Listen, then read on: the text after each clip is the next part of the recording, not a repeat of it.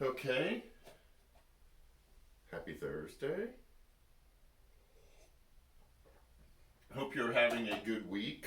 Um, my thought for Thursday, and this will be a lead in for Sunday, is kind of navigating social media. I've discovered a disturbing trend. And I don't know if it's me or if it's something that's actually happening. So the disturbing may or may not be true. And that is, I'm seeing less and less arguing or debate or disagreement on social media, which on the first glance seems like it might be a good thing. Like, oh, maybe people have settled down a little bit, or maybe people have learned to kind of turn down the volume and the outrage and the offense a little bit. I mean, it flares up every once in a while.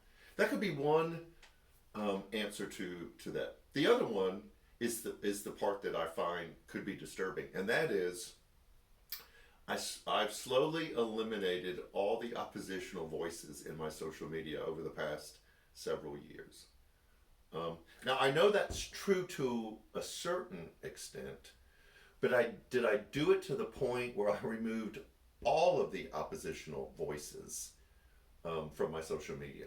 And now I know there's some people that I still follow. I haven't unfollowed them that believe differently than I do, but there's a lot that I have. And I understand for my own emotional health, and we've all done the same thing where we've just kind of had to break relationships with certain people because it had become toxic. Um, but I think there's a tendency when we do that to a certain extent, then what happens is we just create this insular, isolated, little closed up bubble world that's only filled with people who think and believe and see the world like we do, which feels good because it proves us right. But it's so unrealistic because what it does is it hurts our ability to just be in the world in general. Um, and so I think there's a careful balance that we have to find um, in how we relate with other people. I'm going to pursue that and see if maybe I have done that. But it brings me to what we're going to talk about this Sunday. We finished our Strive series, and we're going to be talking about what it means to be church. It's a standalone, and then we'll start something new end of October, beginning of November. But it's what does it mean and look like to be church? And that's really important because church is a place that more than a lot of other places tends to draw people that are just like it, believe the same way, vote the same way, have the same theology, the same belief system. Um, and so for a church like New Community Church, it's really difficult because we don't have that. So I pulled out an old book that I have. It's called Different Drum, Community Making and Peace.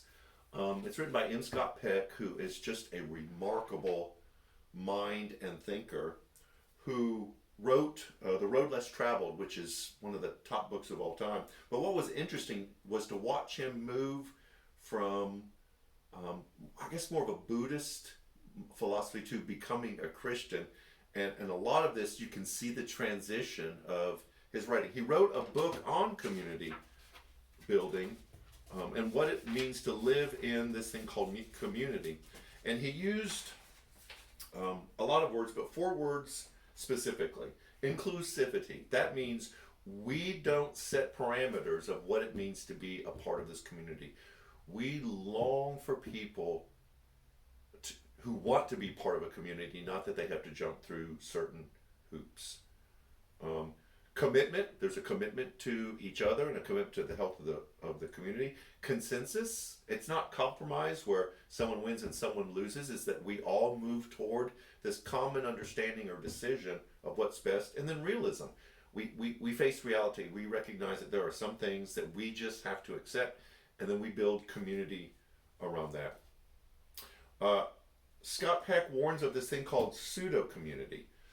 And pseudo community is when you don't have hard conversations and you don't say things that you know that other people will disagree with, and we go along to get along.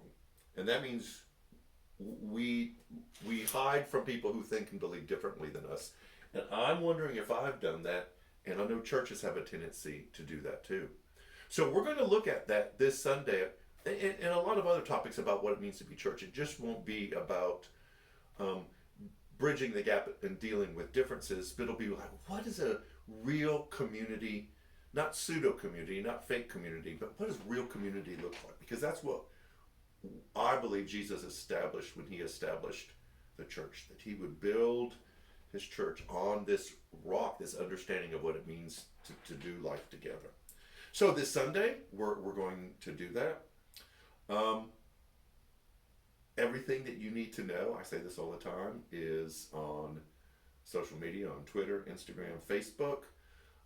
There's also a companion devotional for each Sunday service with questions that you can dig a little bit deeper into that specific topic. You can use it in small group. We use it in after party, which we invite you to, if you want to talk a little bit more personally about the topic.